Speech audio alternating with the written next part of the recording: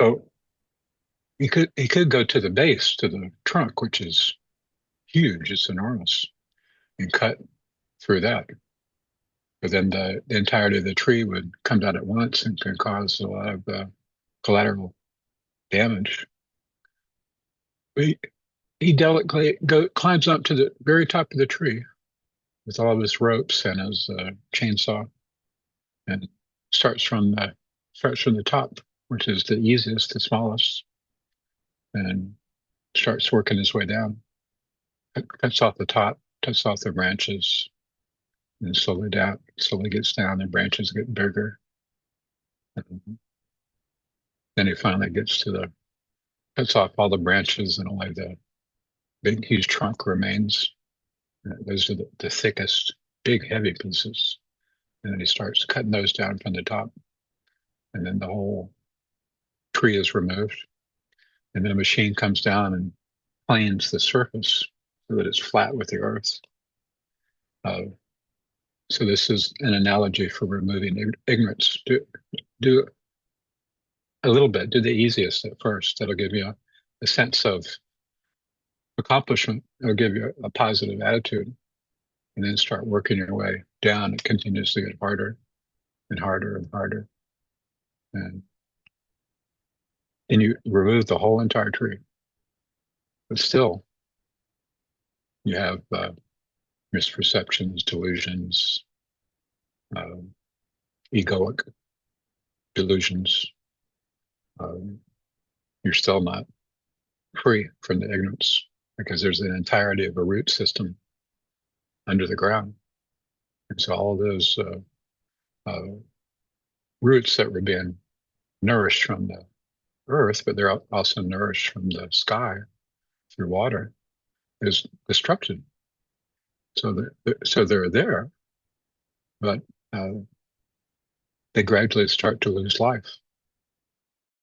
They still have life in them but it's limited in nature, and it's eventually the root system, the entirety of the root system dies. That's the root system would be Parabdha karma. So the Parabdha karma, you don't destroy it. It just eventually runs out. But the root system would eventually run out because it doesn't have the tree on top receiving nourishment from the sun.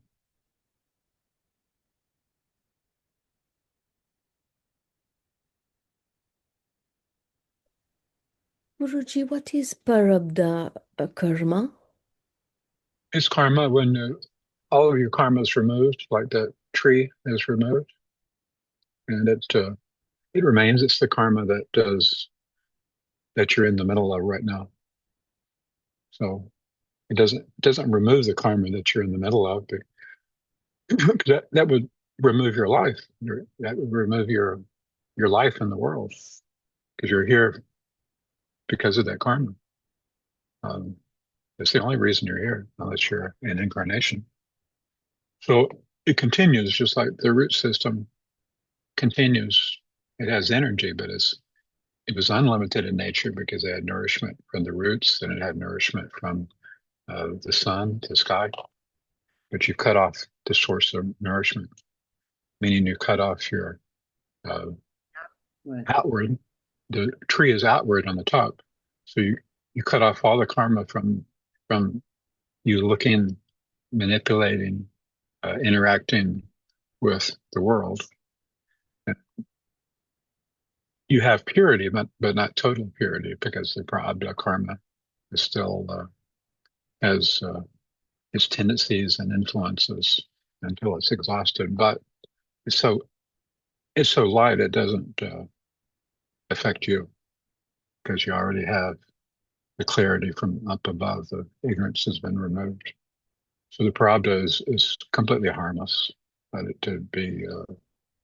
Uh, you might see an enlightened being, and that enlightened being, uh, uh, depending on the past lives, might behave unusually, or might even behave like a worldly person, or has some strange characteristics, and that's the peculiarity of their prarabdha karma.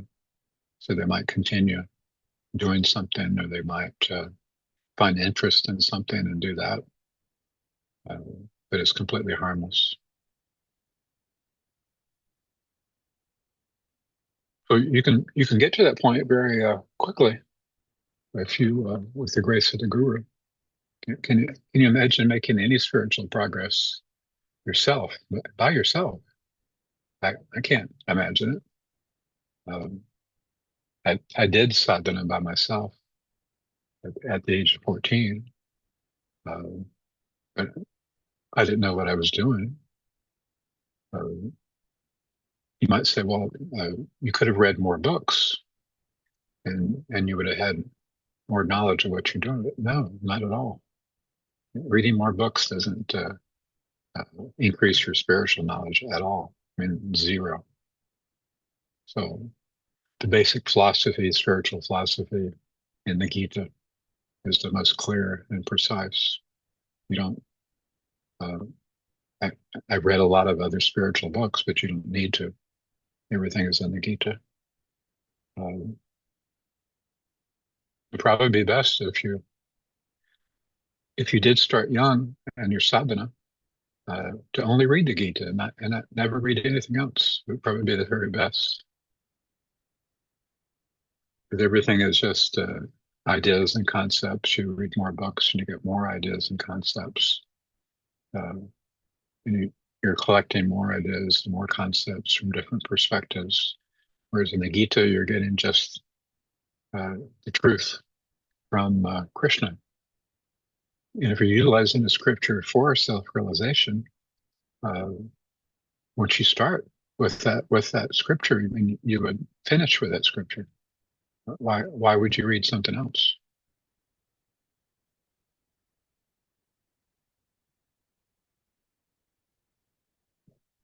So we're hampered by our uh, inability to comprehend what's in the Gita by ourselves.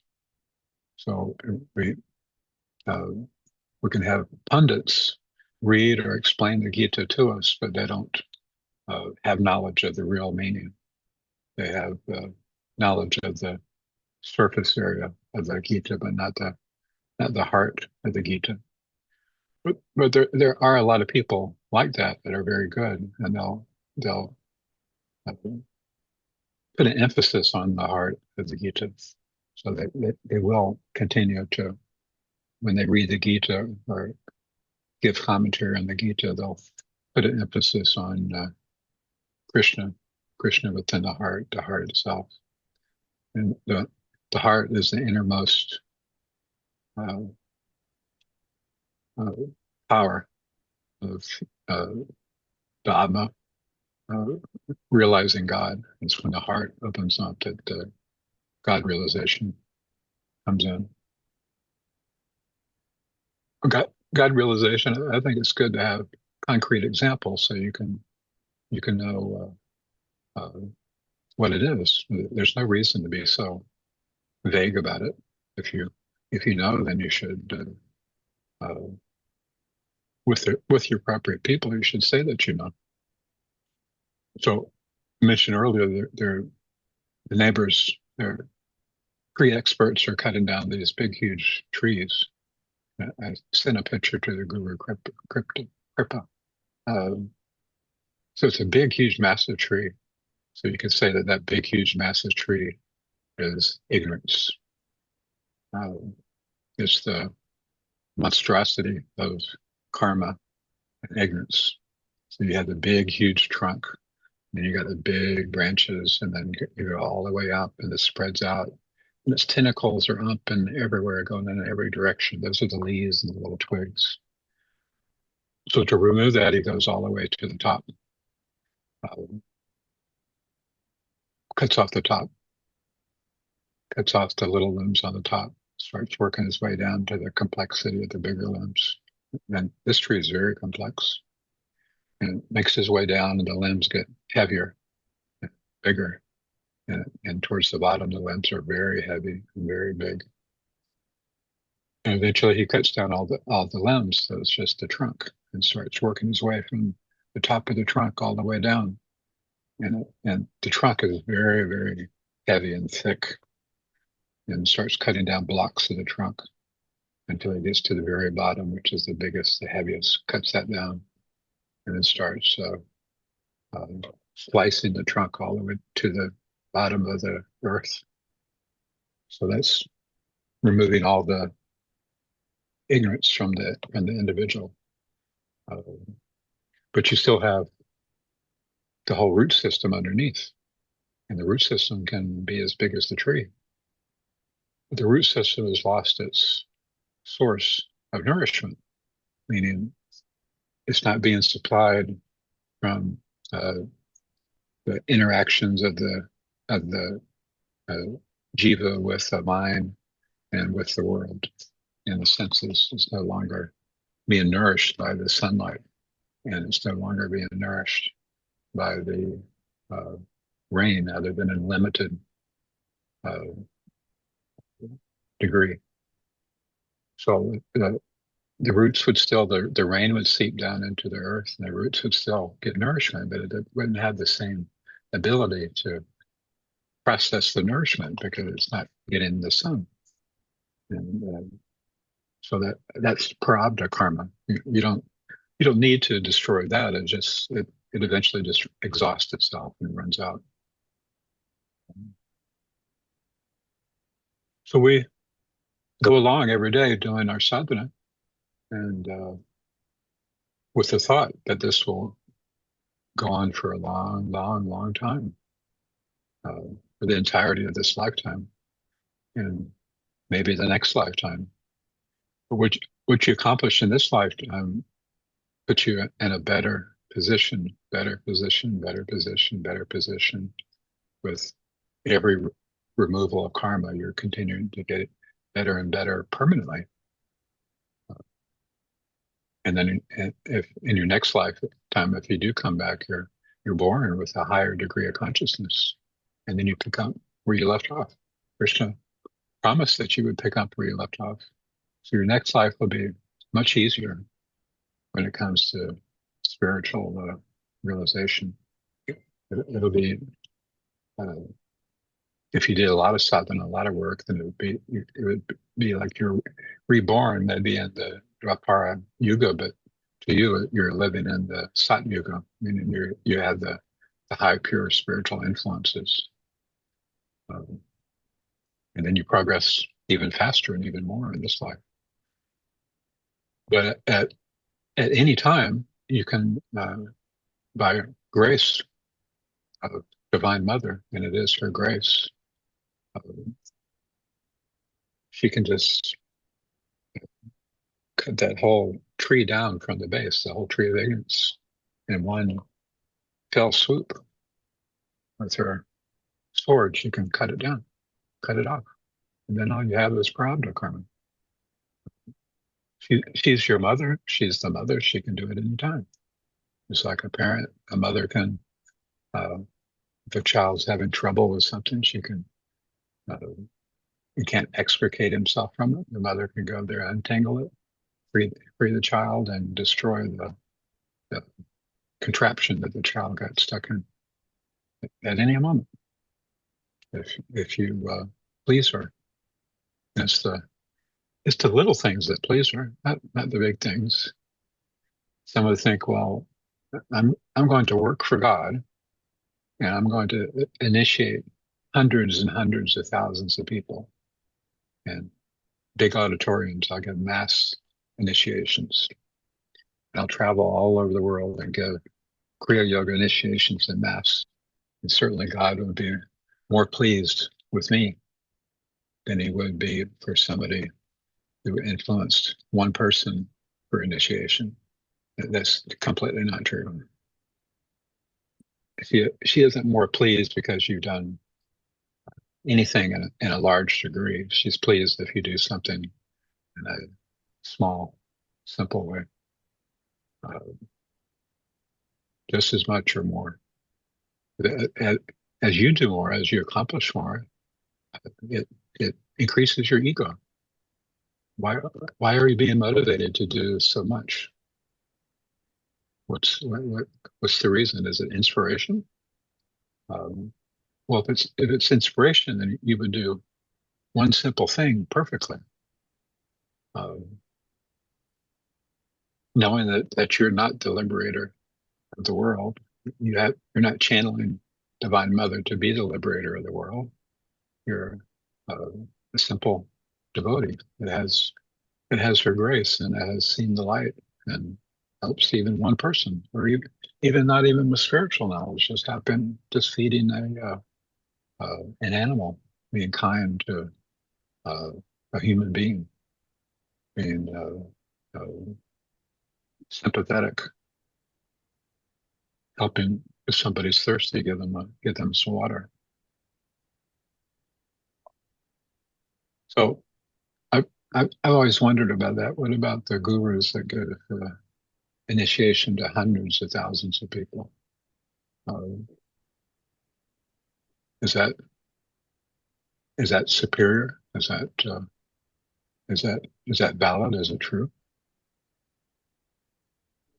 I don't, let's say an initiation is given with big uh, television projector screens with the initiation, and there's a huge crowd of 100,000 people, and initiation with ritual and the teaching the techniques. You're the teacher's so far away, you mostly look at what's on the screen. Um, Out of that 100,000, visit them in 6 months and see how many are still practicing what has been taught. It would be interesting to know. I, I don't think very many would be. Out of 100,000, maybe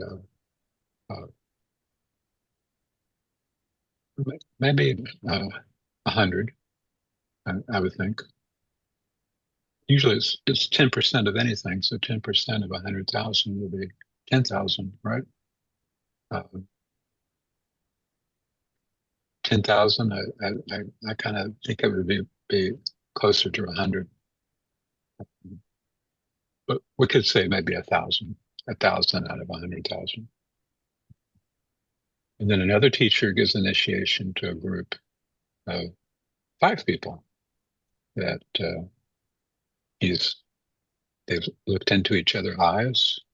He's thoroughly explained the philosophy and asked the student, "Do you understand?"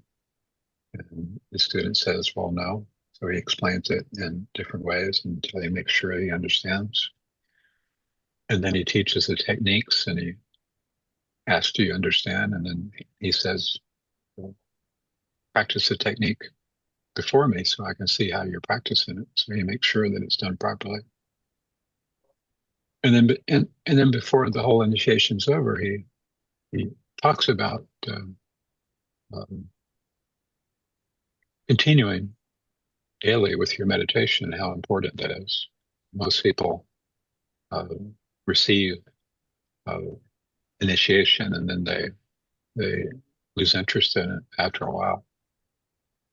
So he would make sure that they understand the nature of life in the world, the nature of Maya, that it's uh, fruitless. You're you're not going to find satisfaction in the world. You're not going to find lasting happiness with the interacting with the things of the world. So this is your salvation. Your sadhana is your salvation. The power is in the practice, and stick with it and remove all obstacles and the obstacles that get in your way, the obstacles that divert your devotion to your sadhana. Always make sure that nothing uh, disturbs your mind or uh, it doesn't have to. Don't put yourself in situations unless you have to, that you know will disturb your mind, or don't continue to do a bad habit that you know will disturb your mind. And then that way the teacher would make sure uh, that you know what to expect and know what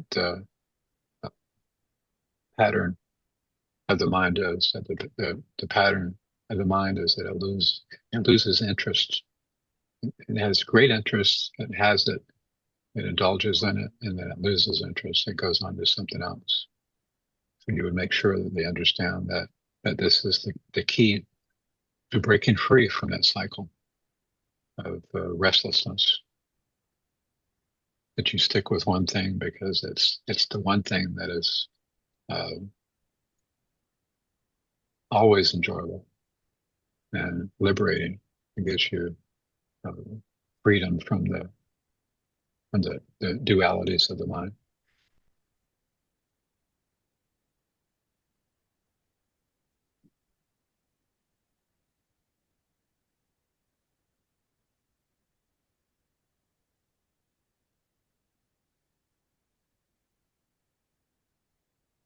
So I got a request at the beginning. Let's do a meditation. I'm not real big on formalities, but well, let's do it now, and we'll do the Hong Sa meditation, where you somebody messaged me and they said they're doing the Hong Sa meditation, and they're getting a headache because they're trying to find the spot to concentrate on. And I told her, don't try to find the spot. Just get in the general area between the eyes and above the eyebrows. Just put your attention gently in that area. Don't try to find the precise spot. You're not supposed to find a precise spot. And it's really a good question because people think that they have to put all their attention on the third eye. Well, you don't. Just put all your attention in that general area. Then as you're meditating, you'll, uh, over time, meaning over minutes, 10 minutes, 20 minutes, 30 minutes, as you settle in, if your mind isn't disturbed, you'll start to feel something here. And what you feel is starting to pull you in. And you may see some type of light. If you just simply look at the light, it gets your attention. If you feel a vibration, it gets your attention. So that a divine source of energy, a divine source of presence is getting the attention of the mind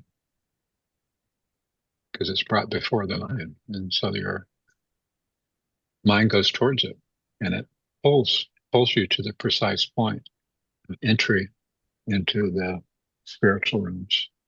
So meditating on pranava does that. If you if you meditate and listen to sound, divine sounds like a flute or water that you hear in pranava, that's also the same thing. You listen, and it pulls you in. That's symbolically Krishna with his flute. He plays his flute, and the gopis hear it way off in the jungle, and they follow the sound, and it's bringing you to the spiritual realm. So listening to divine sound brings you into the spiritual realm, and it does. Uh, you'll know and you'll feel that it does. You'll start to feel that that's the source of bliss. It's the source of contentment. And then the Joyti Mudra, you look at the light gently. Some teach where you do the technique where you squeeze. Uh, don't, don't do that. You're contracting all the muscles in the face. You're tightening the muscles in the face, and you're putting a lot of attention into the physical aspect of the body. So that's not the Joyti Mudra you want to practice. Practice gently.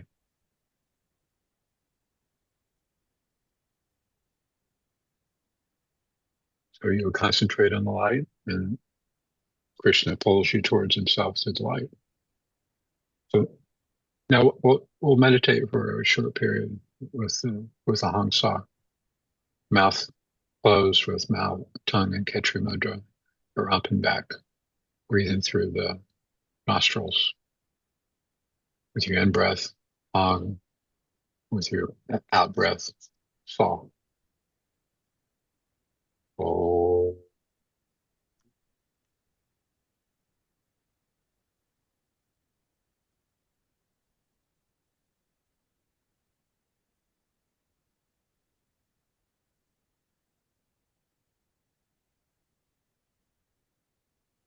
As soon as I said I said beautiful um,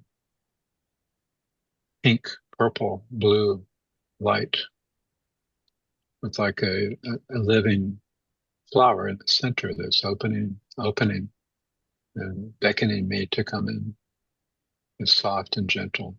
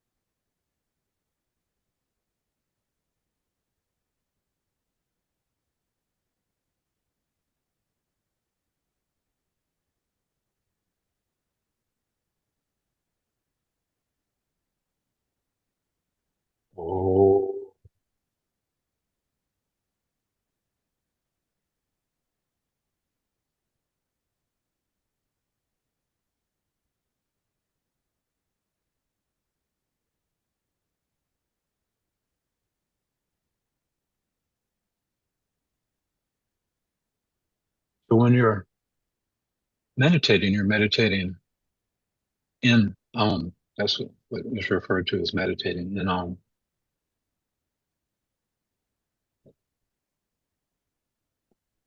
When you're meditating, you have no body. Your senses are picking up information from outside, but it's not becoming involved with anything at all other than mentally. So in the meditation, you'll continue to have thoughts for a while, but they're not compelling. The thought would be to think about something in particular,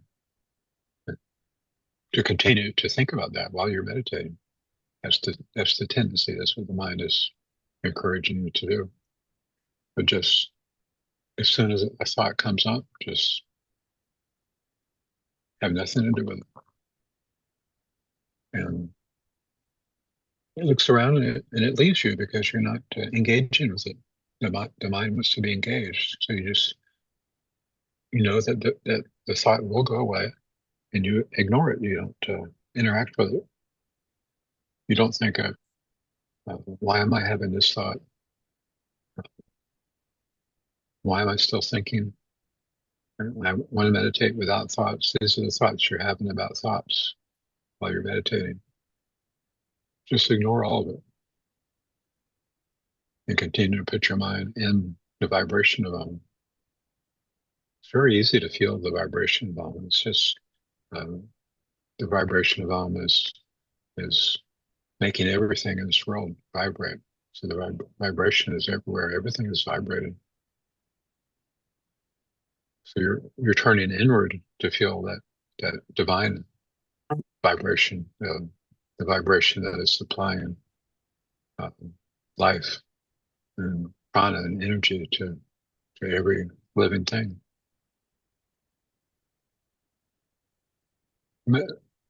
Meditation and connecting to God in meditation is easy. It isn't difficult.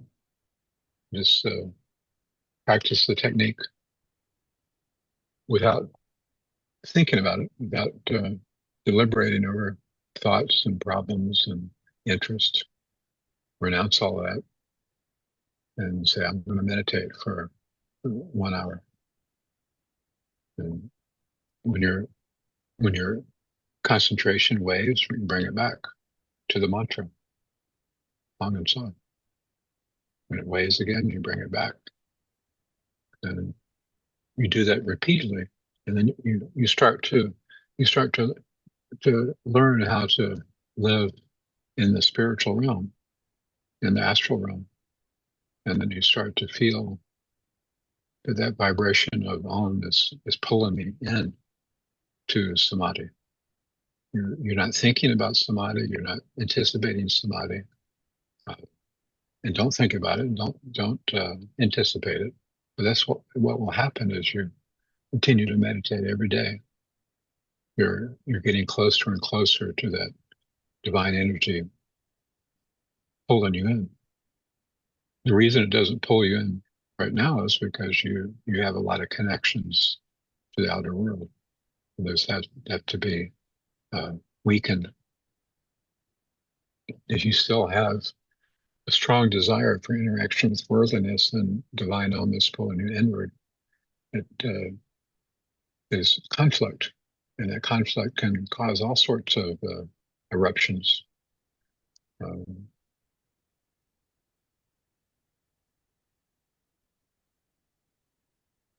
Just simple practice.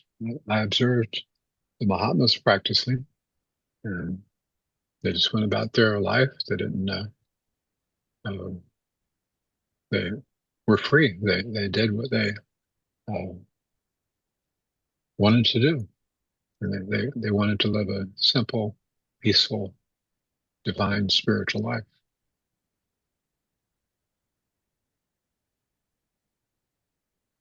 You might think, well, I've become involved in so many things. I wouldn't know where to begin to remove. Just remove the simple things. You do that by doing it physically. The things that you have in your room where you meditate, eliminate, give away or discard anything that you don't use or anything that you don't realistically are going to use, and start reducing the clutter. And then thoroughly clean the room, get it, everything in the room, put it in an organized way. It's going to improve your meditation. I guarantee it. You think that practicing the techniques harder will improve your meditation. Putting your room in order will improve your meditation, because it calms the mind when you go into a calm room. And then start on your house. Start discarding things that are unnecessary. Make your life simpler and simpler. And then discard people, uh, people that agitate your mind. Not family members, but people, friends, people that you've known for a long time. Discard them by not giving energy to them, uh, not going out of the way to uh, go to a planned event, for example, that isn't necessary, with people that are boisterous, loud. Uh, stay away from such people, especially people that make you feel bad to be in their company. It's very harmful to your meditation. But when you are in the company of people, continue to enjoy it, but be in the company of people that are pleasing, people that aren't loud and boisterous. And then do the same with your food. Do the same with your recreation. Do the same with your reading. Stick with the ancient, simple scriptures. Um, you can read the Gita over and over again in a lifetime and still uh, not thoroughly understand everything in the Gita. Unless divine realization comes first, then you'll understand.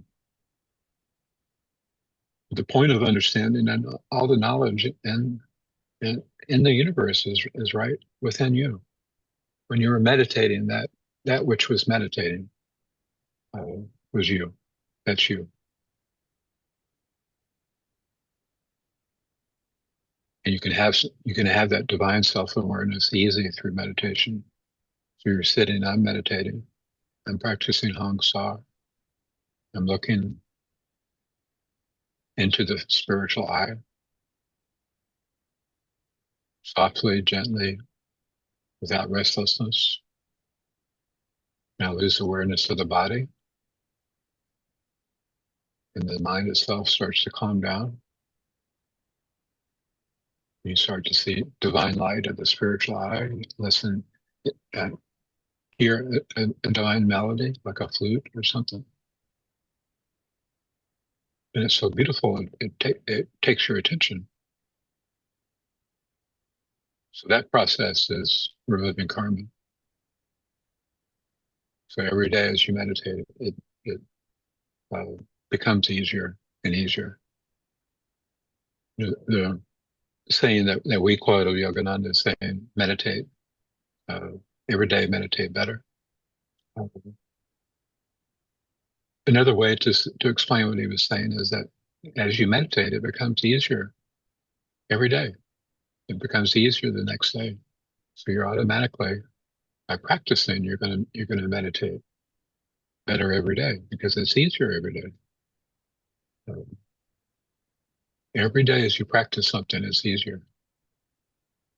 Now, as the analogy of the tree with the branches, and this happens, you might find uh, at first you're initiated and everything is really easy. You're inspired and meditation is easy, inspiration is there, uh, and you enjoy meditating. You enjoy living your spiritual life, and then living the spiritual life is removing karma. So that's removing the top of the tree. That's the smallest and the weakest. But then as you remove karma, you get to some karma that's so strong and so thick. Uh, it's like, oh my gosh, my life, my meditation seems to become uh, worse. You might think my, my mind is crazier. Uh, my reaction is crazier to things. Uh, you're just getting to the thick part of the tree. Persevere in your meditation. Persevere in your loyalty and devotion to the spiritual path, and you'll see that uh, those start to be removed in big chunks, big heavy chunks of karma uh, are removed, and then as you continue, the big heavy huge chunks of karma are removed until all karma is removed, and the whole tree is removed, and all that's left is the enormous complexity of the root system, and that's your Parabdha karma. It's not not harmful at all because it isn't. Uh, your interaction with the world is no longer through the senses. Your interaction with the world is your senses are purified. It remains mostly mental, um, which mental karma is there. It is the bondage, but it's not as strong as the physical karma, you know, while you're in the world. The physical, you can't necessarily stop it immediately. Like say, well, I'm out on the limb, but I'm not going to stop. Or I'm going to try to stop, but you can't because you're still out on the limb. Whereas mental karma, you can say immediately, "Go, go away," and it'll go away if you're forceful about it. If you really really mean it, you can vow to change your way of doing something immediately. You always have choice. Nobody can take choice away from you. They can even imprison you, but they can't take the power of choice away from you. You still have choice as to your state of mind. And suppose there was some mistake and they sentenced you to 10 years in prison. You didn't do anything wrong, but that was a sentence. You appealed it. The appeal was denied. So you're going to be in prison for 10 years, but you still have choice. You have choice to how to perceive, how to think about your life, how to perceive life, how to experience life. You have the choice. Am I going to be in despair, or am I going to continue to choose a higher state of consciousness? And even though the body's in prison, you could continue to progress spiritually, or you could just be so despondent you give up entirely. I'm in prison. There's nothing I can do about it. I'm so disappointed in God that God would allow this. Um, I don't even feel like meditating anymore. And you can make that choice.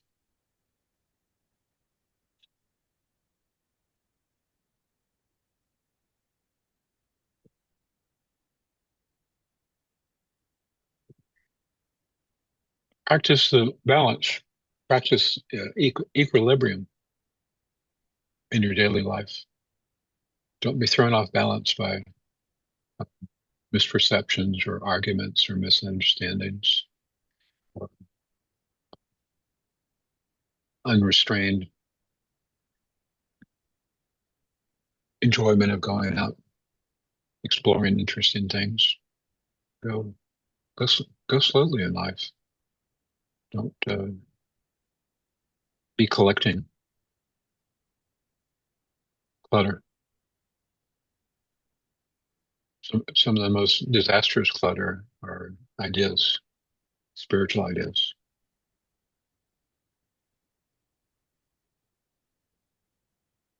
other people's spiritual ideas, and then also your own spiritual ideas. Uh, when I first read the Gospel of Ramakrishna, I was young. I didn't understand anything at all. And there's a lot of complexity of things happening with Ramakrishna and Dakshineswar. Um, and I'm practicing uh, knowledge, which is similar at that time, similar to Kriya Yoga. And then yoga, Ramakrishna is talking about all different types of disciplines, and then the miracles and the happenings and the different devotees. Um, so I thought, well, how does this fit in with the meditation that I'm doing? I knew that it was important for me to read the Gospel of Ramakrishna because I felt like I was associating uh, directly with Ramakrishna. I felt like I was associating with his presence, his reality, and I didn't pay too much attention to the any question of differences in spiritual disciplines or philosophy. I didn't look for the differences. I looked for the similarities. Um,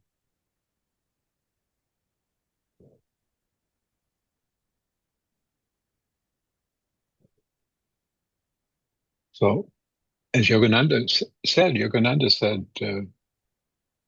meditate more, read less.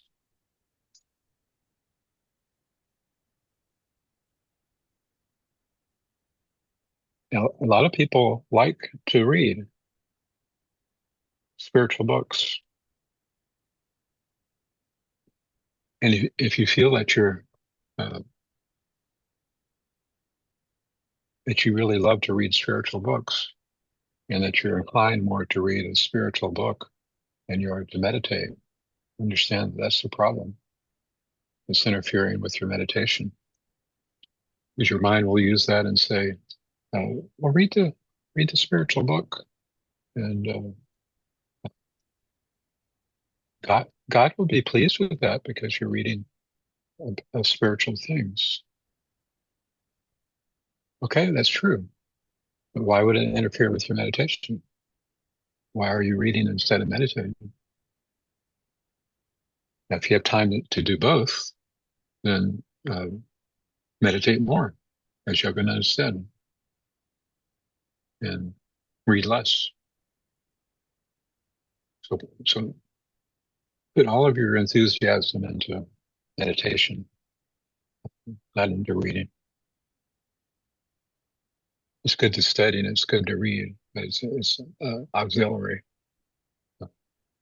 It's you. I would read the scriptures as recreation and interest in getting different points of view and learning new things. But it never ever interfered with my meditation. I was always much more interested in the meditation. But I still read hundreds of books, but I did read the quality books. I never read the modern books.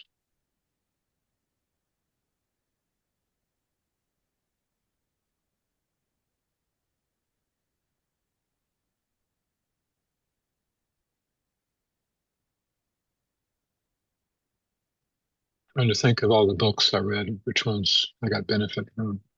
I definitely got benefit from the Bhagavad Gita, tremendous benefit, and continue to when I keep copies of the Bhagavad Gita in various parts of the room.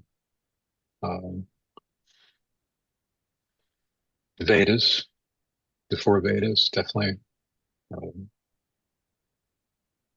got a lot from that. All of the Upanishads, the other Gitas like the Guru Gita and others.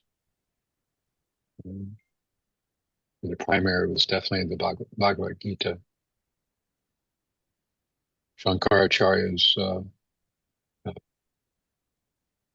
what he had said, a lot of benefit from that. And I also read all of Mayor, Avatar Mayor Baba's books. I read all of those. A tremendous benefit, Mayor Baba's books. And Yogananda's, the books that were published in Yogananda's name from his talks. Uh, real benefit from those.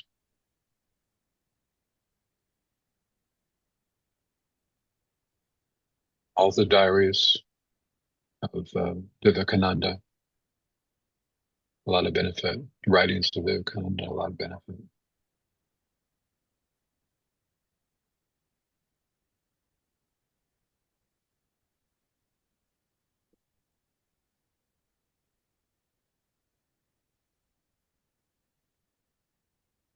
That's a lot of books. All the diaries of Vivekananda, all the diaries of Ramakrishna's disciples. He had many enlightened, and they were enlightened. They weren't just seekers, they were enlightened. And many of them kept diaries, and many of the diaries were published that contain various stories of the disciples together. And also of Ramakrishna, you get different perspectives. The way variety helps you there is you find yourself in life in a complexity of situations, and you find that Ramakrishna's disciples found themselves in a complexity of situations, and some of them are the same situation that you're in, and so you can get some guidance if you're uh, perplexed as to what way to go or what to do, and you'll see and you'll get some understanding from their experience. That's how one way that I used it, as well as just keeping company. Ramakrishna through the books. I felt I was definitely keeping the company of Ramakrishna.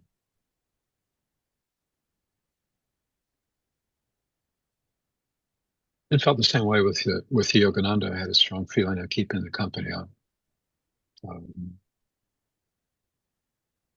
Shankaracharya's book of knowledge. I felt more, not so much keeping the company of Shankaracharya, but I felt the infusion of wisdom and knowledge. So if you read a scripture and it really, if you feel God's presence in the book, then that's one that you can continue with. Now, all the modern day books on Kriya Yoga, I'm not familiar with all of them because there's so many. Books on Yogananda, some of Yogananda's disciples that were not monks, that he also told some of them to initiate. Some of them had written books, and those books are interesting. Uh,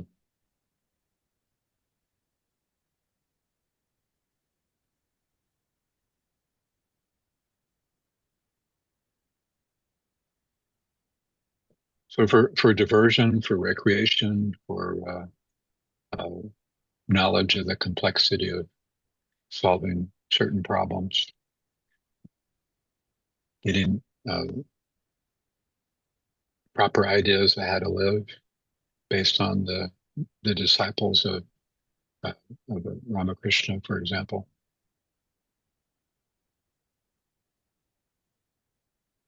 It helped me a lot when I saw that some had similar problems. And then Yogananda, speaking of his problems in the autobiography of a yogi, uh, gives a lot of wisdom too. I mean, learn from uh, Yogananda's problems. You learn a lot from those. Ramakrishna's problems, the disciples' problems. You can learn a lot from that because you're going to have probably similar problems.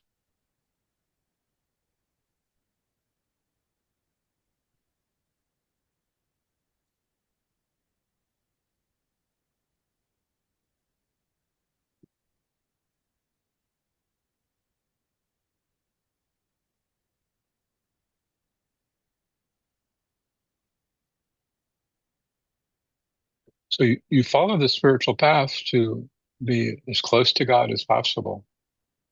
The closer we are to God, the less conflict we have in life. The more meaningful our life is, the more beautiful our life is.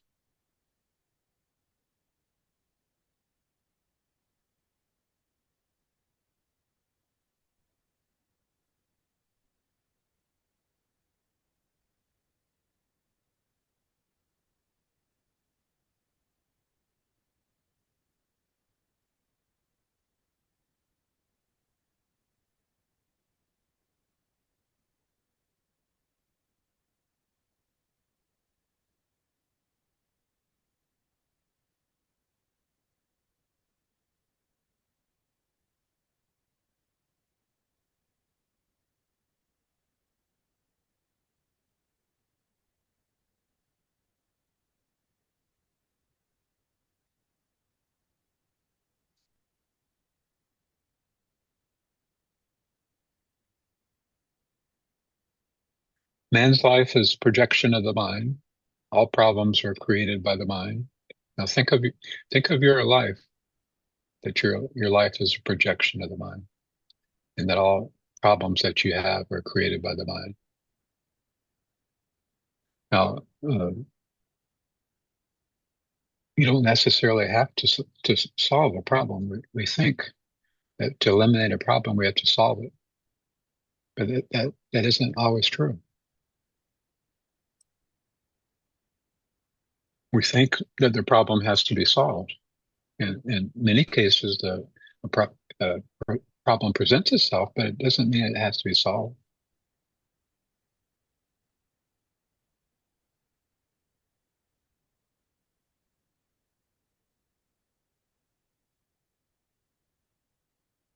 There's lots of things that is kind of a joke. People think it's funny, but a lot of times something seems to be broken. It isn't necessary to fix it. I've had a lot of things that have fixed themselves. Um, how is that possible that they fix themselves? Well, there's lots of ways something can fix itself. I mean, something mechanical.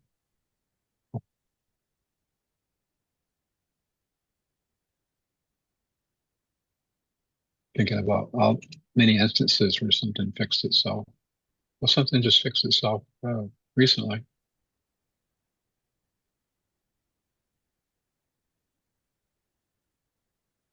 You know, like a problem with the washing machine or the dryer, or the dryer isn't drying the way that it should.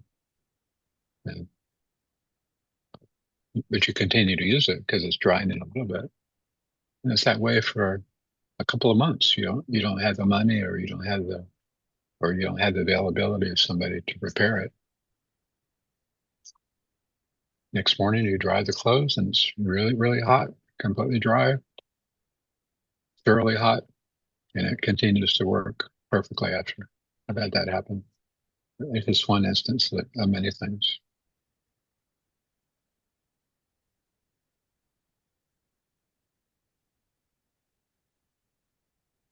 The removal of the problem is again in the hands of the mind. To a sensible mind, the unlocking of the hard chest is not difficult. But to a foolish mind, there's no end to the problems. Life is a hurdle. Well, when I first read that, this is an ancient scripture. When I first read that, uh, I was young and I thought, well, I'll try that. Uh, I have problem presents itself, and well, just how serious is the problem? If another person had the same problem, would they take it as seriously as I do? Or am I just taking it serious because it's happening to me? So I'll experiment and see. I'll withdraw my attention. I'll withdraw my energy from the problem. And I'll do everything else, and I'll just let the problem hang out there. I'm not going to make any effort to solve it, and see what happens. In many cases, it's just your involvement that has created the problem itself, and that the problem is no longer there because you're no longer involved with it. And of course, you can do that immediately. You can have a problem and say, "Well, I'm not going to have any personal involvement with it anymore."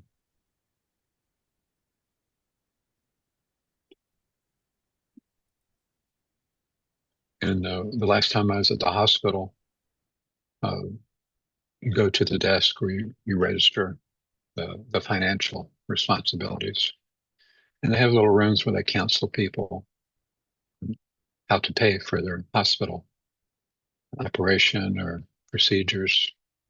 Because most that people that don't have insurance in the U.S., you have to have insurance because the medical prices are so extremely high. But not everybody can get insurance because the insurance premiums are extremely high. So I hear people discussing. You go into the room and they'll discuss financial plans for you. payment plans, down payment plans. You'll pay this amount for so many years.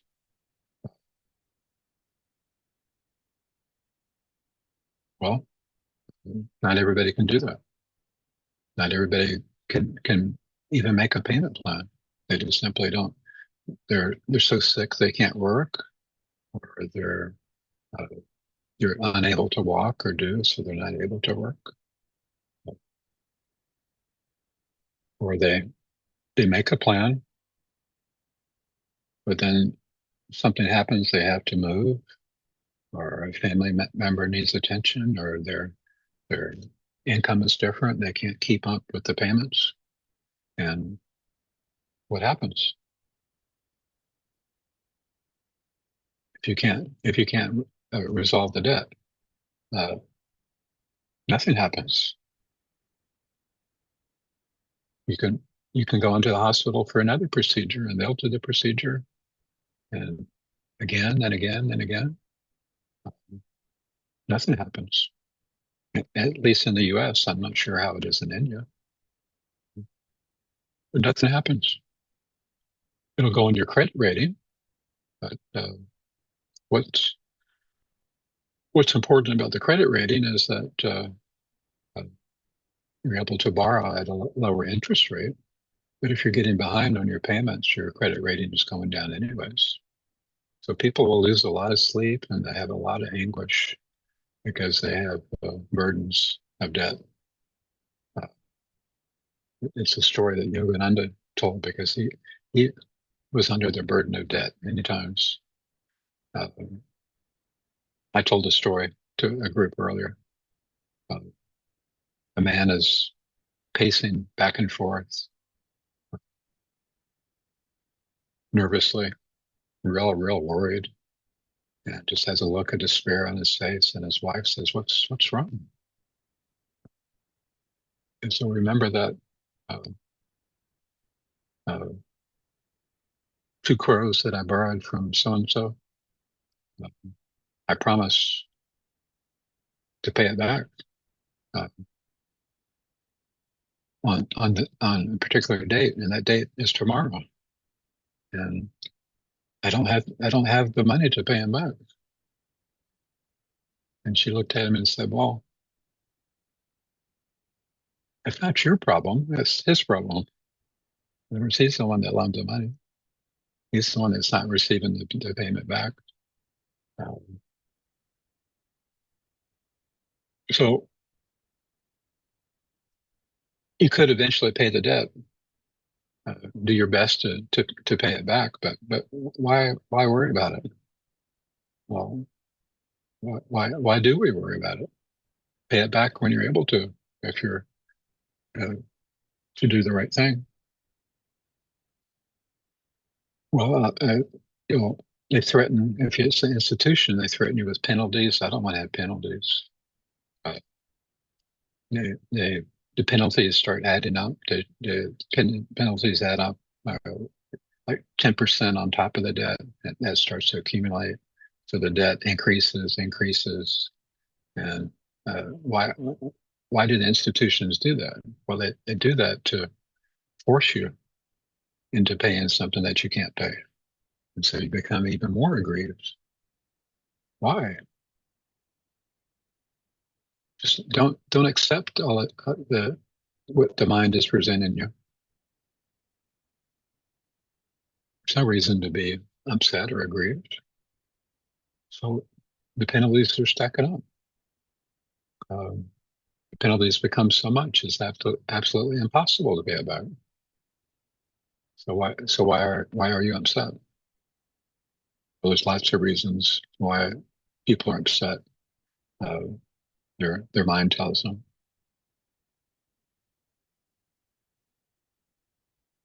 and you could be sued, and you would lose the lawsuit because it is a valid debt. Uh, and in America, if there's a lawsuit in an unsecured uh, loan, if the loan is unsecured, then they could force the sale of whatever it is you use to secure the loan. So you might lose something if it's a secured loan. But unsecured loans, there's nothing that you would lose at all. There's nothing that they could uh, repossess or sell. So, so, so why be aggrieved? Why be upset about it? And then you could look at little things to be upset about, like you know, we have milk that we make cheese and yogurts and things with, and we're the store is out of milk. We won't have any milk. It says we won't have any milk for a couple of weeks. Well, we always have milk with something every day. Well, for 2 weeks you won't have any milk. Why would you be upset about it? But people get real upset about such things. I watched uh, a man. He was Indian, and he was on Air India. People had their cell phones, so they recorded this. And he's probably in his 60s, maybe early 70s. And the stewardess, somebody was filming uh, their friends that were sitting sitting on that side of the plane. So she wasn't filming him; she was filming her friends. And she serves him a cup of tea on the airplane. He takes a sip, and his face curls up in anger, and he yells at her, "This isn't this isn't coffee. This is tea. I ordered coffee. I didn't order tea." And he goes on and on and on and on, yelling and yelling. This is the worst plane in the world. This plane is terrible. Your service is terrible. I I wanted coffee. I didn't want tea. And everybody's just amazed at how angry he is over something because he was served tea. He got so incredibly upset because he was served tea instead of what he ordered, coffee. He could have just said, "Excuse me, you gave me tea by mistake. I ordered coffee," and smiled at the stewardess. But something, his mind made it into something that the whole world is against me. Everybody's against me because they served me tea. This is how the mind can grow something completely, totally out of proportion. But notice how we've done that in the past and how we have a tendency to continue to do that.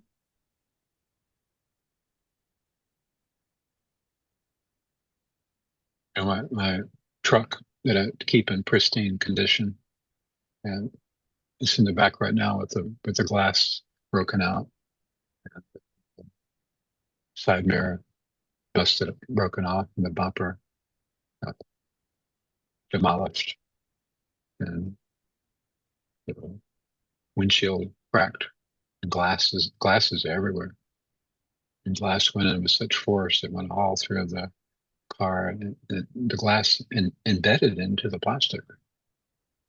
That's why my arm is all cut up. Uh, I had that crash, and I extricated the car, and I drove back. Uh, Came into the house and cleaned the wound and dressed the wound again. And the car is back there to be fixed. And I really like that car, even though I don't actually own it. I've had so many adventures with it. Well, everything on it can be repaired. Has to be repaired because rain will come in on it. So I put a tarp on top of it. And what is there to be upset about? There's nothing. Things broke, and things now I'm going to fix them. Why be upset?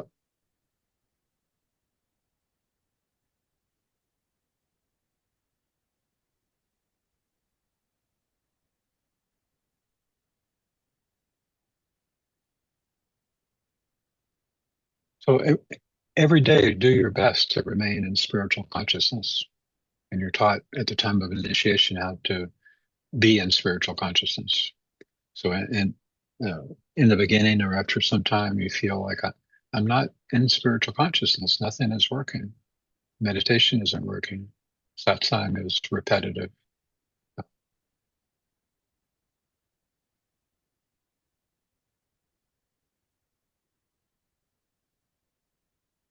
And continue to do the practice. Your outer conditions and your inner conditions of your mind uh, will continue to change.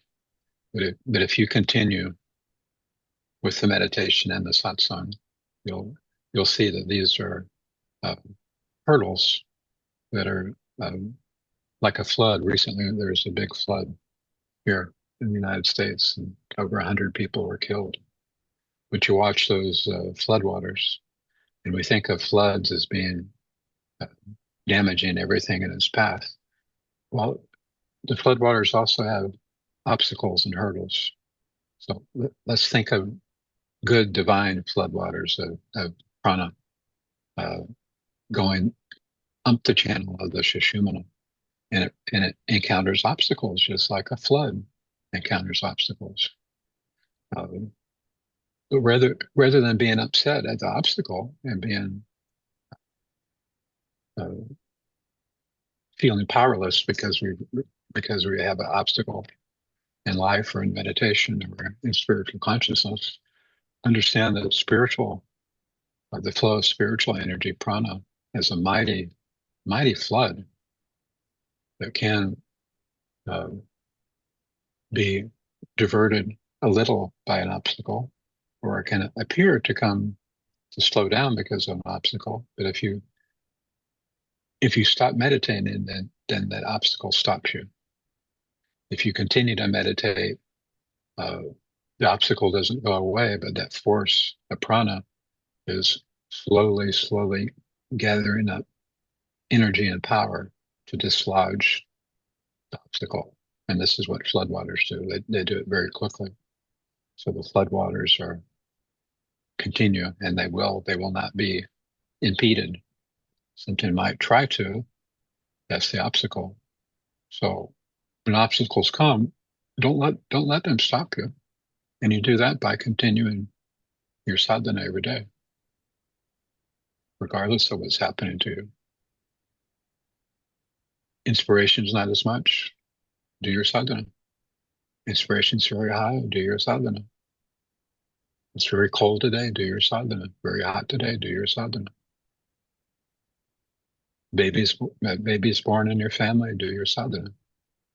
Um, a parent or a grandmother, grandfather, or uncle dies. Continue to do your sadhana.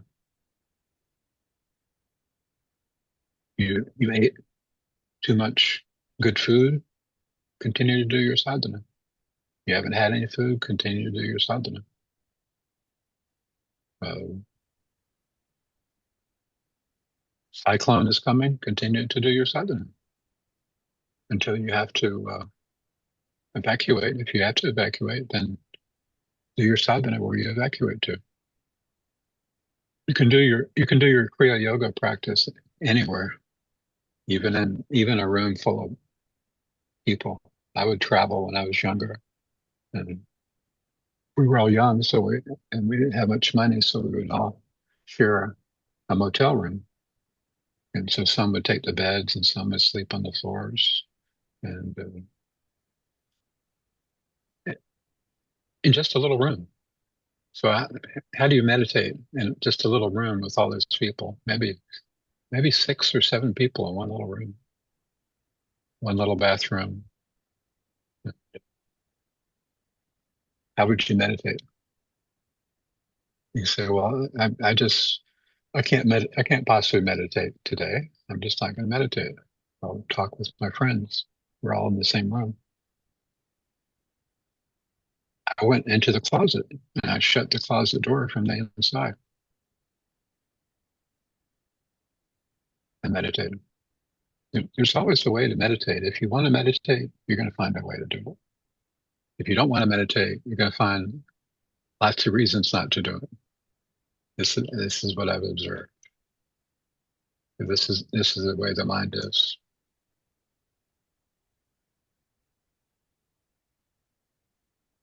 So the beauty of the path of enlightenment is that you can walk it every day of your life. There's no situations that are obstacles to meditation. If you're sick, you can still meditate. If you're in extreme amounts of pain, uh, you can't meditate. So that's a real obstacle. There's nothing you can do until you're out of pain, then you can meditate. So you use this body vehicle, brain, uh, spine, as an abode of meditation, as a place to meditate. But if all your senses in your brain are crying out in pain, it's not possible to meditate.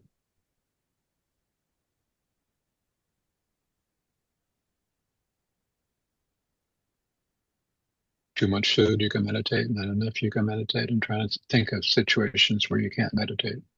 In an airplane, you can meditate very easily.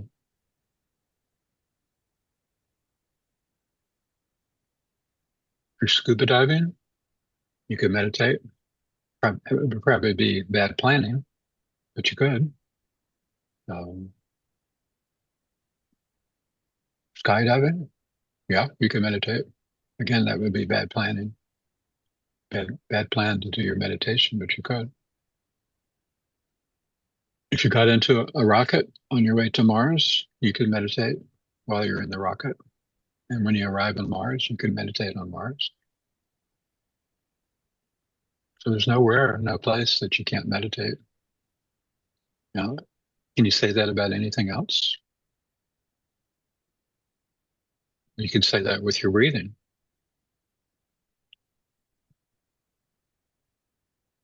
Even in tremendous pain, you can still breathe, but you can't meditate. I'm talking of excruciating pain. If it's just bad chronic pain, like you can still meditate. Now, there are exceptions to that. If you're already enlightened, you can continue to meditate even if you're in the most extreme pain, because that connection can't be severed under any circumstance. So Ramana Maharishi uh, suffered tremendous pain. Cancer can cause tremendous pain, and he said that uh, uh, because he still had bowel movements. So he said that was the worst. Is when he had to squat down to have a bowel movement, and then have to use muscular force to have a bowel movement. He said that's when the pain was the absolute worst. He said he could never imagine that there could be such pain in life, but he kept his peace, which is incredibly remarkable. He felt the pain. He didn't rise above the pain. When you hear somebody say they rose above the pain, don't think of it as a miracle. That they have some magic power they don't feel any pain. That just simply isn't true. I've never heard of anybody or ever seen anybody uh, rise above pain in that way. You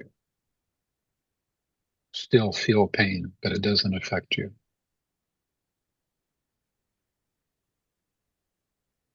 So some have misunderstood that to mean you don't feel any pain. There's no longer any pain in your life.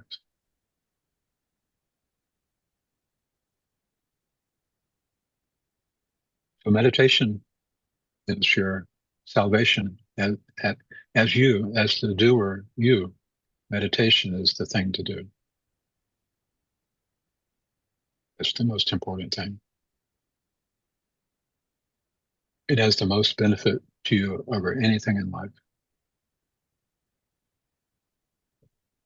And as you become higher and higher in divine consciousness, your meditation becomes more and more and more enjoyable.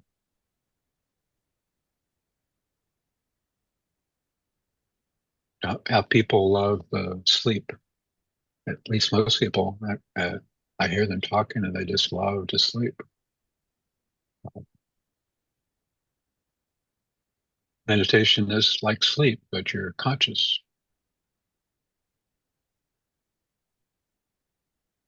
Now, if you told just anybody that, they would say, "Well, that's impossible. You can't you can't be a, you can't be asleep and be conscious at the same time." But you can, even in sleep. But in divine consciousness, it's similar to the sleep state, in that there's no overwhelming compulsion of feelings from the body, that, from the senses that go to the brain. So you're not disturbed by all the various uh, central inputs through the senses. Did you have a question, Sonny? Guruji, on the pain, there is an example of a wishing well which fell on Yoganandaji's feet. Mm-hmm. And I think he looked up here and then he said, see, the pain is not there. And then I'm going to bring my consciousness down. And then again, he was sweating a lot. He showed it to the disciples. Uh, can you explain that? What was he showing exactly? Well, Paramahansa Yogananda was a yogi, and have we seen any other yogi uh, that had those abilities? Any other yogi that practices Kriya Yoga? I've heard that Paramahansa Hariharananda had that ability, but then I heard other stories from Praganananda that he didn't, that he wasn't able to rise above pain at all. And he was a Paramahansa. Yogananda was a yogi, so yogis train themselves to uh, control the mind in such ways. Uh, why? I don't know. Why would you do that? Uh, I had a big, huge piece of concrete. My father and I were moving it, so I had it from one end. He had it from the other. It was heavy, but not heavy enough to where two of us couldn't pick it up. And we moved it to where he dropped it, and he said, "Okay, drop." But he dropped it before I heard "okay." So when he dropped it, it came down on my hand. So a big piece of concrete and smashed my hand, and uh, that was extremely painful. But it didn't bother me. I experienced the pain, and my father took me inside and put ice on it. We didn't have any pain medicine. We never went to doctors back then. Pain didn't bother me, but my hand was crushed. And I still remember it's all swollen up, all black and blue, blood oozing out of it. The hand itself was flat. Uh, it was throbbing, but so what? Didn't affect me at all. I didn't use my mind to bring the energy and do these gymnastics with the mind and energy. It didn't bother me. I just ignored it. So Yogananda did those things as demonstrations to install faith in his disciples, because his disciples uh, weren't weren't the best of disciples that you hear of in the stories of gurus in India. They were typical Westerners, really, that they heard of Yogananda and it was interesting and it made sense to them. They still had their Western ways of living and habits with no experience of spiritual beings like Yogananda or yogis or sadhus. Whereas in India, we have experience of that everywhere. So I think he did those demonstrations. He did demonstrations on stage also to show people that there is more than what you see. That we can, that there is energy, that we can control energy. So you said yourself, he said, watch, and he did. If that had happened and he was by himself, would he have done that? I don't see why he would, because you can just simply ignore the pain, as I did, and I was probably about 12 years old when that concrete came down on my hands. It didn't bother me. I didn't worry about it. I went about doing what I could do with that without using that one hand. Didn't take any pain medicine. Didn't take any aspirin. Anything. Didn't go to the doctor. But I didn't use any miraculous powers. I just used the natural way of dealing with pain. So I'm just going to be the contrarian. I know why Yogananda did it as a demonstration of how you can manipulate energy. But suppose you saw that done, it would impress you that somebody could overcome pain. But then, okay, what about the people that aren't yogis? Do they have to suffer pain?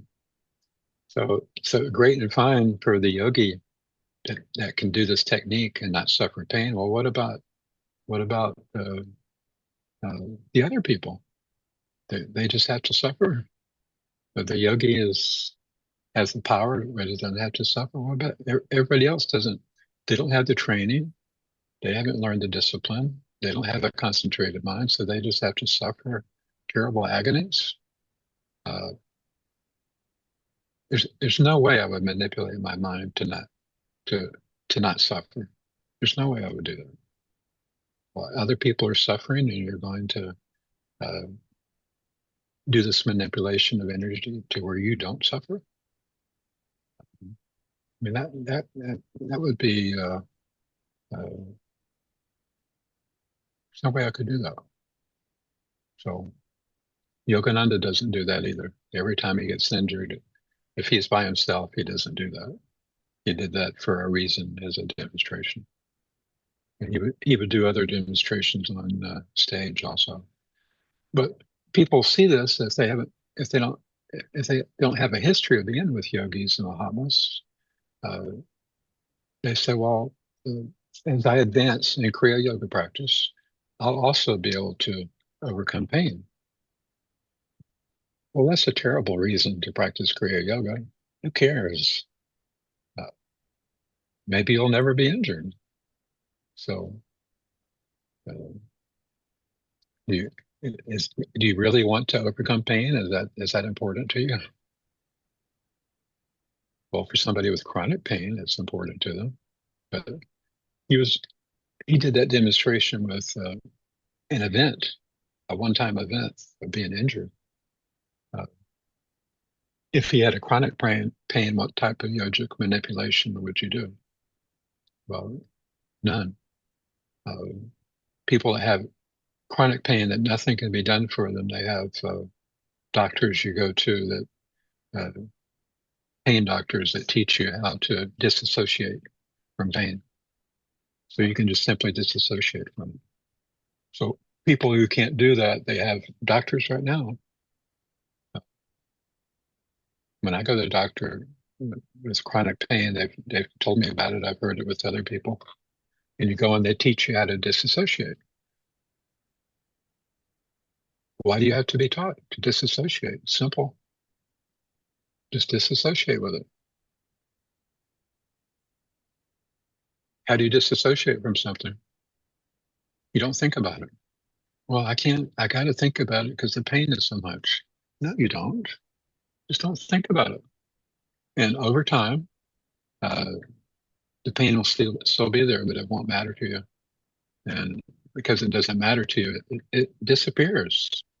for long periods of time, and it just gives you a little gentle hint that it's still there.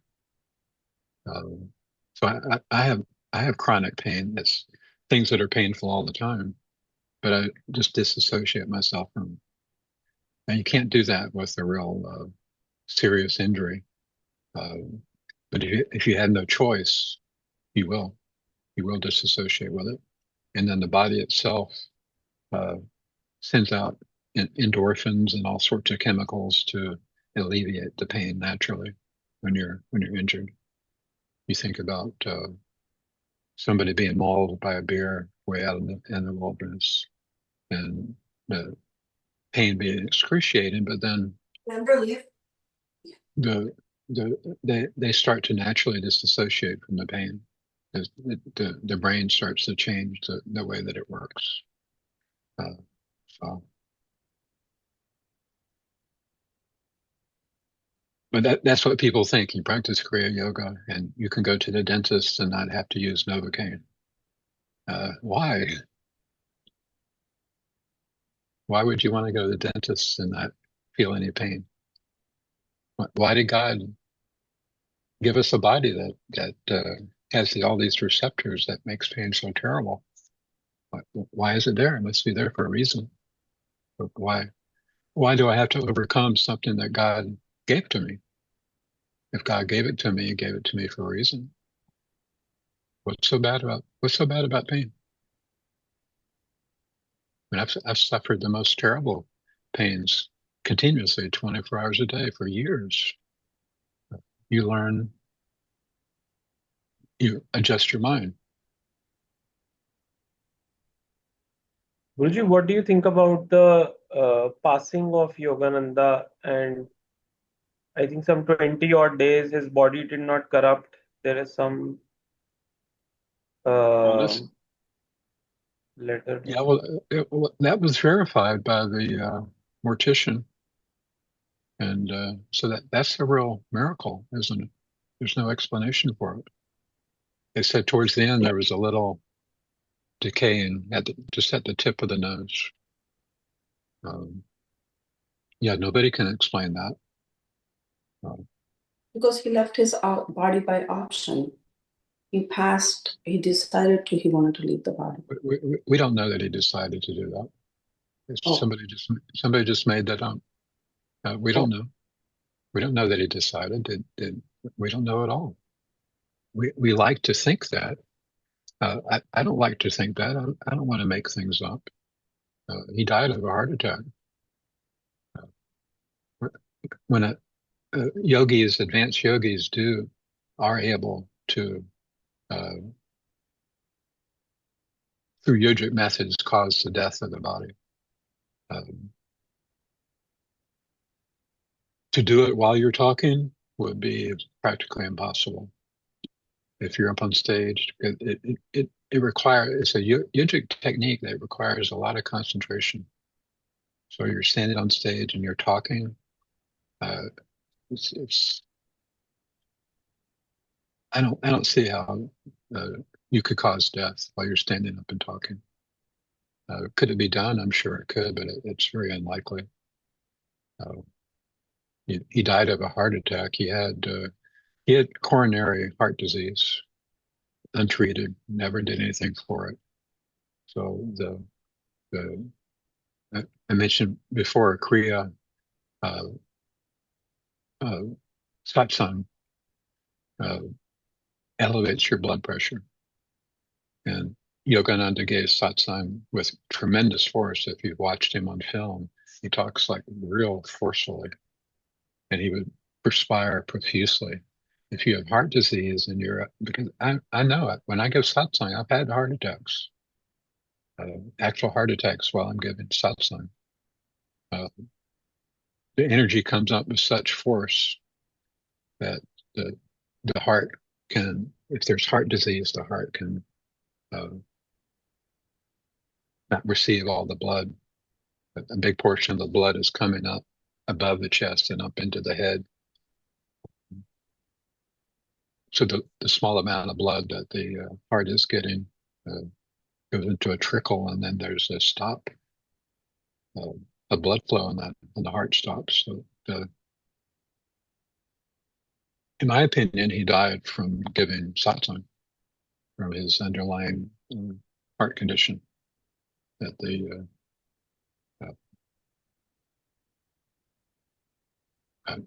from that's what it appears to be, and I don't see how you can do the yogic technique of your death while you're standing up giving satsang. I don't see how it's possible, and I don't see any reason to say that he voluntarily gave up his body. Why would we say that? To make an impression on people that Yogananda was real, that spiritual realization is real and it's possible for you, because here's proof. He left his body voluntarily. Well, there's lots of Buddhist monks that leave their body voluntarily. It doesn't mean anything. Why would it mean anything? So it's of no interest to me. It's kind of going against the values of God and devotion.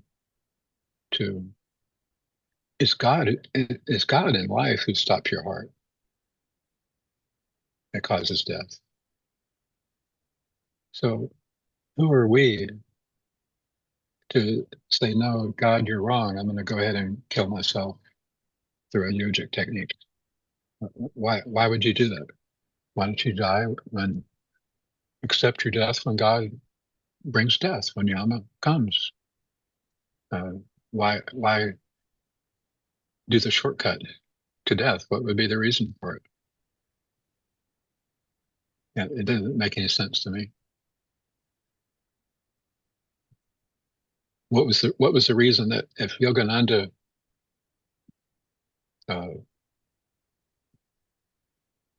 did his own Mahasamadhi, what was the reason to do it? So that we would have a good story that we could tell others into the future. That's supposed to make an impression on them. A lot of people, the story of Jesus rising from the dead, that makes an impression on them. It's pretty sad that you have to be inspired to follow God because somebody rose from the dead.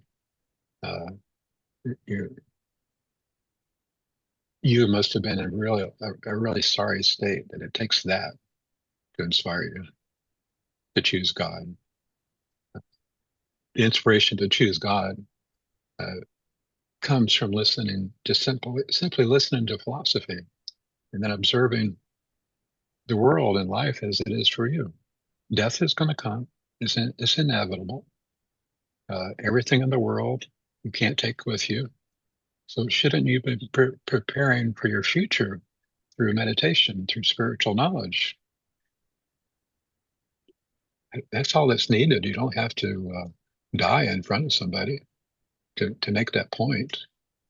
And I don't think Yogananda deliberately died in front of everybody. I think that's a story. It's just like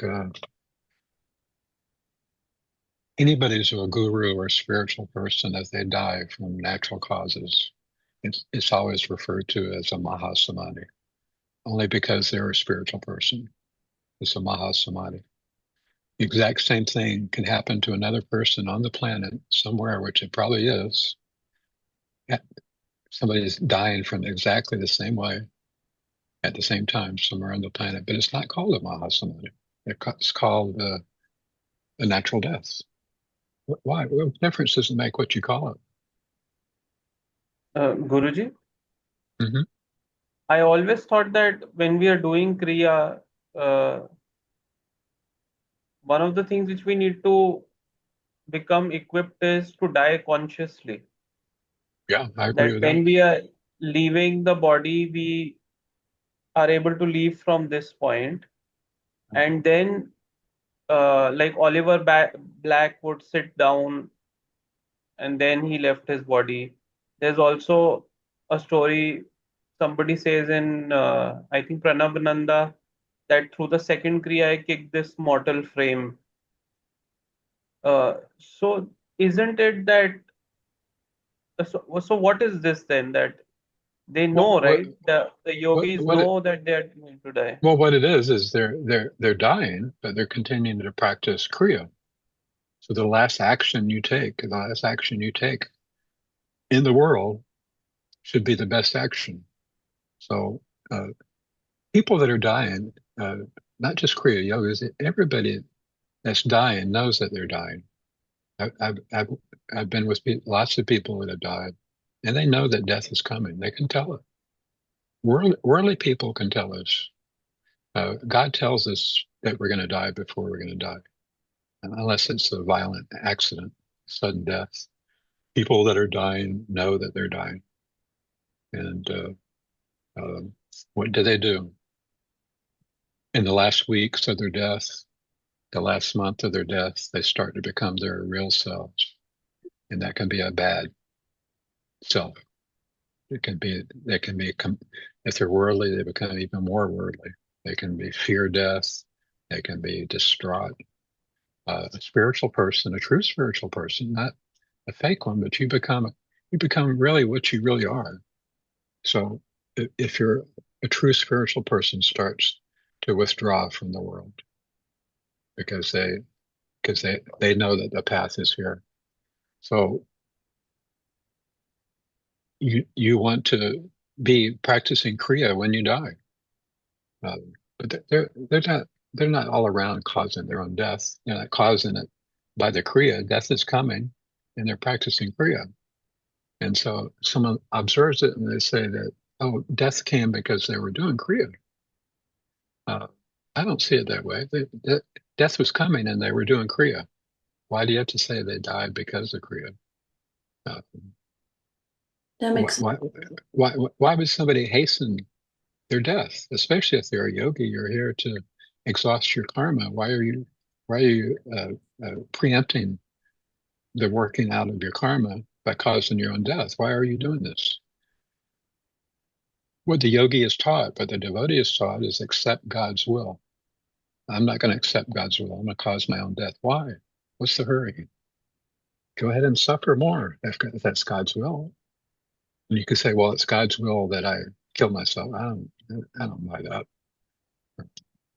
So to me, people misunderstand this. And to me, if you look at it objectively, uh, from a spiritual point of view, people are uh, uh, preempting, interfering with God's will by by killing themselves. Uh, I decided many, many years ago I'm going to die well before God. I'm going to let go of the world and I'm going to put all of my mind and heart into God at those last minutes. And if possible, I will sit up straight. But you don't have to sit up straight. It doesn't matter. Um, the position of your body doesn't matter. It doesn't make a difference as to where the soul goes. It's the position of the heart. It's the position of love, not the position of the body. So you can be standing on your head, you can be lying down. If your heart is with God, it doesn't matter what you're doing with the body. You can die of accident. There's nothing inauspicious about dying of accident. Accidents happen to everybody in life. So accident can cause your death. It doesn't have to be voluntary. It should be voluntary, and that you should have accepted your death years ago when you were initiated, not just at the time of death. So none of that, the way it's explained by people nowadays, it doesn't make any sense to me. Um, I don't, it doesn't matter to me. I don't think it's, um, my opinion is Yogananda died from the heart attack, and the preservation of the body was a miracle. That was a demonstration of God's miraculous powers. But to kill yourself, I don't see that as a demonstration of God's miraculous powers. And that's what you're doing. You're killing yourself. It's suicide. To yogically die is killing yourself. So it's not taking a knife or a gun, but it's the same thing. It has the same result. And I don't believe in killing myself. I believe in experiencing everything that God wants me to experience, to bow to his will, let his will be done. But people like the to talk about miraculous things. I heard a Kriya yogi said that he went to the mausoleum where Yogananda's body is, and he stood there before Yogananda, and Yogananda reached out, his arm reached out and touched him on the forehead and blessed him. Why? Why would Yogananda do that? That's obviously either a lie or a hallucination. Is that how the gurus bless you? They bless you by touching you. The gurus can touch you, but it's not in the touching that blesses you. It's in the thought. It's in the will, not in the touching. You don't have to be touched. So why would Yogananda reach out from the grave and touch him? That's a wishful thinking, imagination on his part. It's ridiculous. And how does that benefit anybody? By telling everybody that. And everybody that goes to pay respects to Yogananda, that he won't reach out his arm to touch him, and they'll be disappointed. Guruji, I remember this Totapuri, he could not drown in Ganga, right? But there is a story in Ramayana. It is said that Lakshman first went into Sarovar, the river, and then Ramji also, and they submerged in the river, and through that they reached their abode, like the Vishnu lok. So, was that giving their life on their own? I know Krishna was killed by an arrow, but Ram, I think, went inside the river.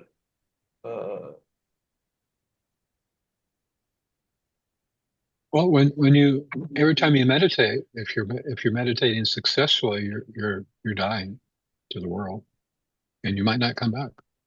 So it isn't something that you intend to do. I'm going to kill myself, but it could happen. You could go into samadhi and not come back in your meditation. It's possible every time you meditate. Totapuri was suffering from really bad dysentery. I suffered from the same towards the end. And so he was going to drown himself. He said, I can't enter into Nirvikalpa Samadhi because the pain is so great. I'm going to kill myself. And so if you've seen the Ganges from the Kali temple, Dakshinaswar, it's very, very wide and deep. And so he was going to walk into the Ganges and take a breath under the water and drown. When he couldn't walk any further, in other words, when it became so deep, he would no longer walk, and then he would open his mouth. That would assure that you would have drowned. If you still have some mud under your, you might possibly survive. And he kept walking and walking and walking and walking, and he walked all the way to the other side. And the story doesn't say how he got back. Did he turn around and walk across the other way? They didn't say. So I thought the story was remarkable in that he would want to kill himself. I don't doubt the validity of the story, but if you're a master of Nirvikalpa Samadhi, why regardless of how great the pain is, why you know that God is the reality, and you know that everything is God. Okay, you have pain that's tremendous that you can't enter Nirvikalpa Samadhi. I understand that. But you know that Nirvikalpa Samadhi is reality and that the pain is illusion. So why make that? Why sacrifice the body? Why? I understand that people have different ways of doing things. So I don't have any doubt that he did that with intention. That's what he wanted to do. I don't interfere with people doing things differently and wanting things differently. I don't think it makes somebody less or more spiritual. There's a lot of different ways that people think and do. So there was another devotee that killed himself, committed suicide, and all the devotees at Dakshineshwar knew him, and they were distraught. And they came to Ramakrishna, and Ramakrishna was told that the boy killed himself, and it didn't affect him. He said, "Well, maybe it was his last lifetime," and so he just decided, realizing that everything was unnecessary for him. He went in and just, okay, the game is over, so I'm going to take myself out of the game. And so that makes sense to me. That would be a reason to kill yourself. If you decide there's nothing here for me, I'm going to move on. It didn't say how he killed himself, but he killed himself through some method, probably drowning or something. But I know from myself, my own experience, and facing death on several occasions, I'm going to do it consciously. I'm going to intentionally die. I'm not going to try to die, but I'm going to, as death approaches, I will definitely know that death is approaching. You'll know when the organs are starting to fail, and I'll put my mind with God. I bring the prana up, and bringing the prana up will hasten the process a little bit. It'll bring it on a little bit quicker. Okay, Tat Sat. See you all tomorrow. Yes, sir. Thank you. Thank you, Gurudev. We had a cheerful subject matter today. Tat Sat. Om Tat Tat Sat, Sat. Gurudev.